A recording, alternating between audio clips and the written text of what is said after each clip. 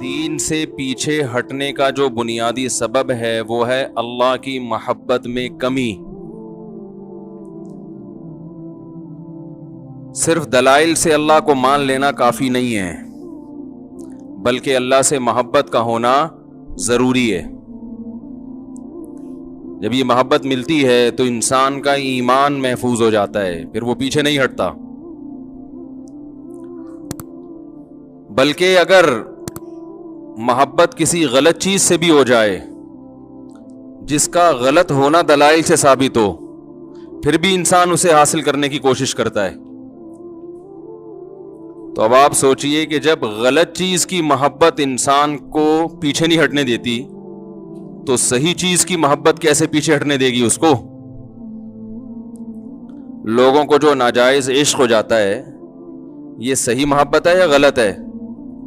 ان کو پتہ بھی ہوتا ہے غلط ہے، اس سے صحت کا نقصان، ملنے والا کچھ بھی نہیں ہے، لیکن پھر بھی گھل گھل کے پاگل ہو رہے ہوتے ہیں۔ جیسے وہ شاعر نے کہا ہے نا کہ ہم فراق یار میں گھل گھل کے، شعر جو اصل تھا وہ تو مجھے یاد نہیں رہا، اس کی جو نقلی بنایا وہ یاد رہ گیا۔ ہم فراق یار میں گھل گھل کے، کچھ اصل یہ تھا کہ دبلے ہو گئے،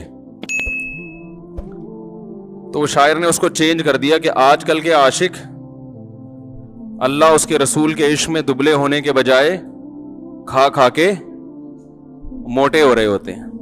تو اس نے یوں کر دیا، ہم فراق یار میں، فراق یار کا مطلب یار کی جدائی، اللہ کی محبت، رسول کی محبت، اتنی محبت کے گھل گھل کے ہاتھی ہو گئے ہیں۔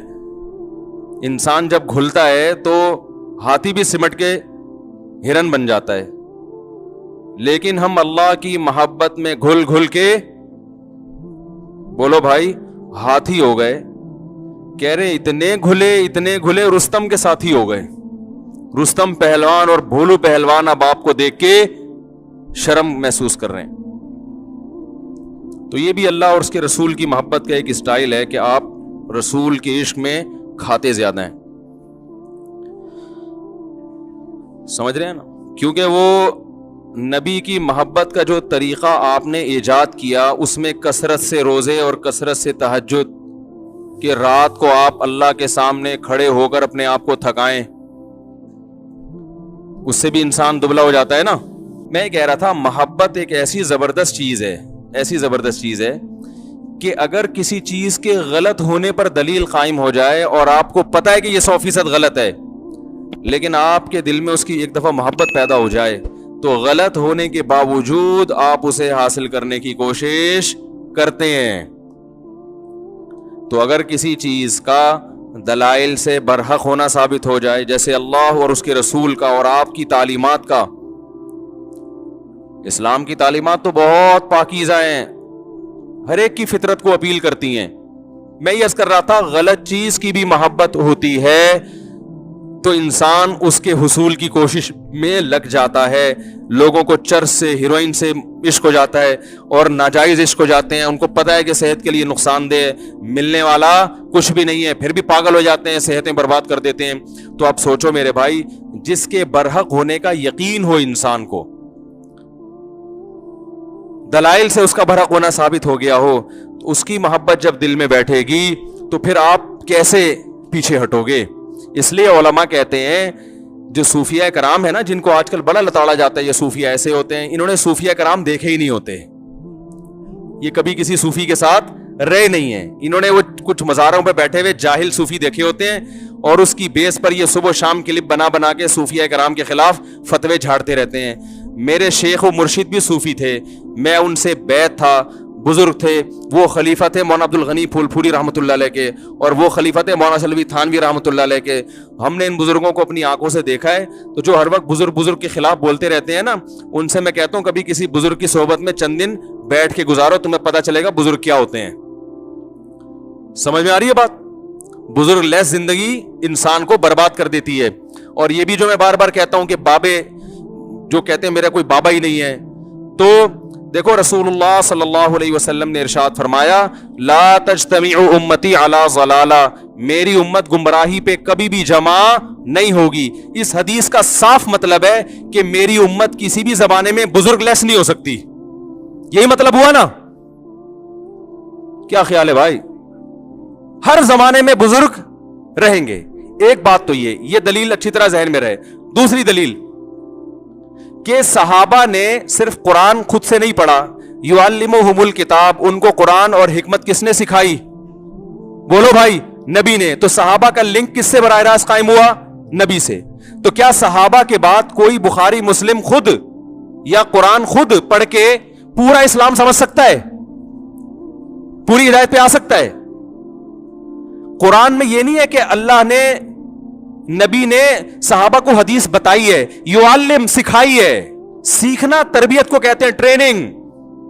صحابہ نے حدیثوں کا علم بھی حاصل کیا اور ساتھ ساتھ پیغمبر سے سیکھا بھی ہے. آج اگر کوئی کہتا ہے میں براہ راست پیغمبر سے سیکھتا ہوں تو سوال پیدا ہوتا ہے وَيُعَلِّمُهُمُ الْكِتَابَ وَالْحِكْمَةَ، کہ نبی ان کو کتاب اور حکمت باقاعدہ سکھائیں گے. تو نبی کا کنیکشن صحابہ سے براہ راست ہوا ہے، تب صحابہ ہدایت پہ چلے ہیں. اور تابعین کا پھر کس سے ہوا؟ بولو نا بھائی، صحابہ سے. جب تابعین کا صحابہ سے ہوا، وہ بھی اس لیے کہ جب صحابہ براہ راست نہیں سیکھ سکتے تھے، ان کے لیے رجال چاہیے نا، رجل چاہیے، نبی. تو تابعین کو بھی رجال چاہیے کہ نہیں چاہیے؟ وہ رجال کون ہے؟ اب نبی تو نہیں رہے، نبی سے سیکھے ہوئے لوگ موجود ہیں جن سے اب کون سیکھے گا؟ تابعین سیکھیں گے. اور انہوں نے سیکھا. تبھی تابعین کی جب بھی ہم سیرت پڑھتے ہیں، فلاں کی اتنے سال صحبت اٹھائی، فلاں کے پاس اتنے سال رہے، ورنہ وہ بھی حدیثوں کی کتاب جمع کر کے پڑھنا شروع کر دیتے.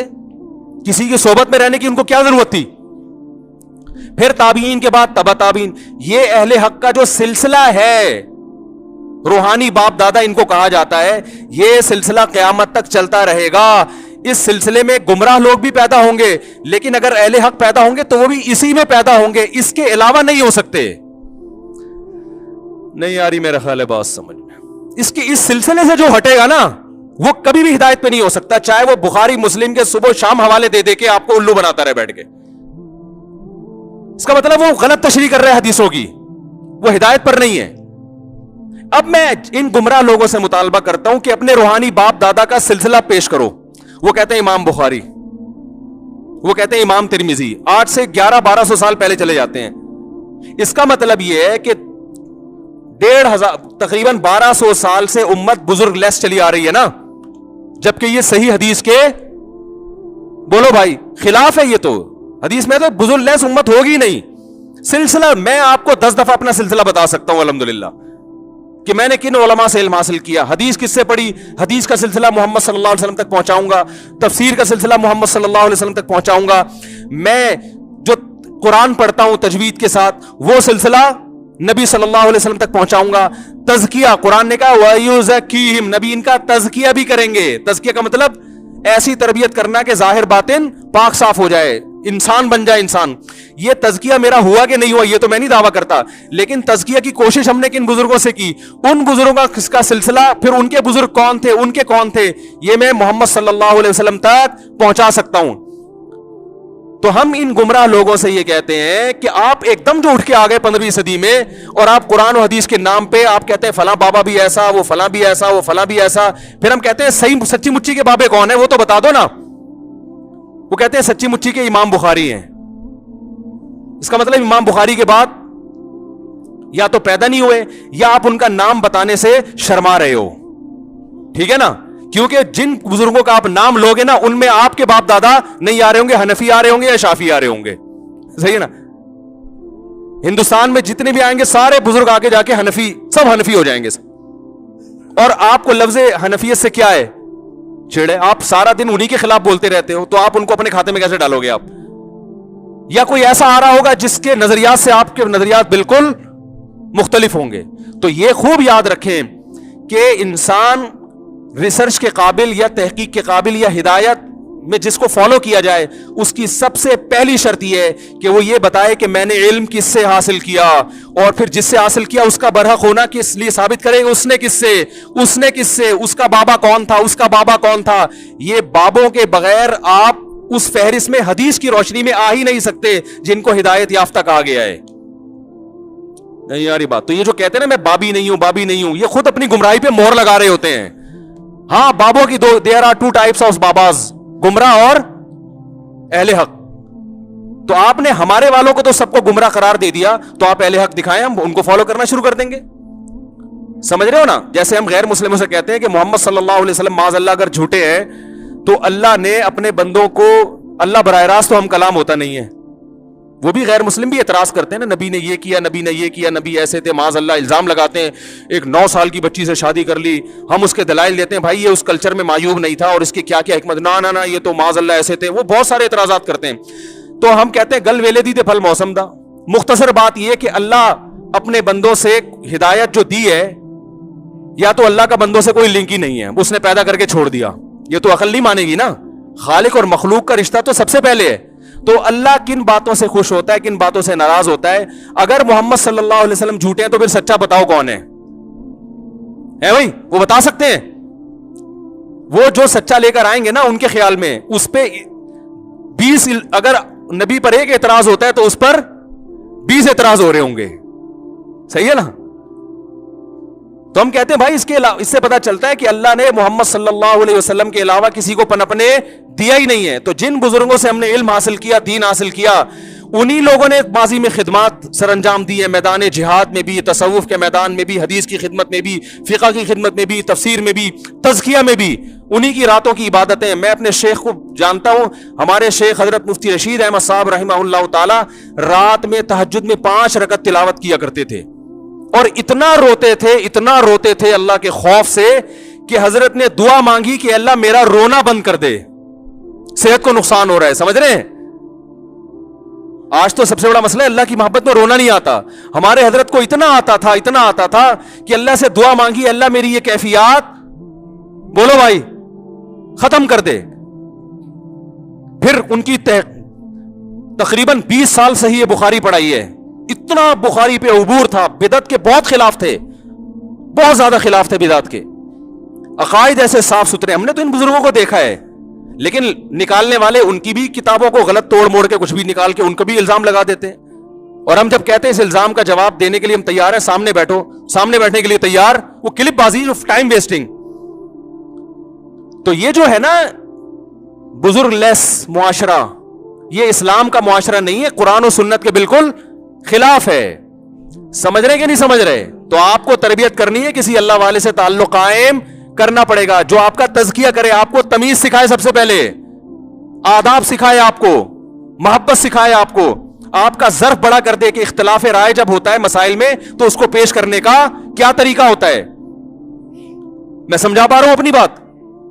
تو ہم نے جن بزرگوں کو دیکھا, جن اکابر کو دیکھا, ہم نے ان میں اللہ کا خوف پایا. ہمارے حضرت رحمہ اللہ تعالی کا تقوی ایسا مشہور تھا کہ ان کے بارے میں مشہور تھا کہ کوئی ایڑی چوٹی کا زور لگا دے, کوئی چیز اگر ناجائز ہے نا وہ ان سے کروا نہیں سکتا. جس چیز کا ثابت ہو گیا نا کہ یہ کیا ہے, غلط ہے شریعت میں. اور بہت سی چیزوں میں انہوں نے اپنے بزرگوں سے اختلاف بھی کیا ہے, وہ ہم بھی کرتے ہیں. ان کی رائے اگر بدل گئی تو انہوں نے کہا ٹھیک ہے, لیکن احترام کے ساتھ. انہوں نے فتوے نہیں لگائے. مفتی رشید احمد صاحب فرض نماز کے بعد اجتماعی دعا کو نہیں مانتے تھے, اس کا کوئی ثبوت نہیں ہے.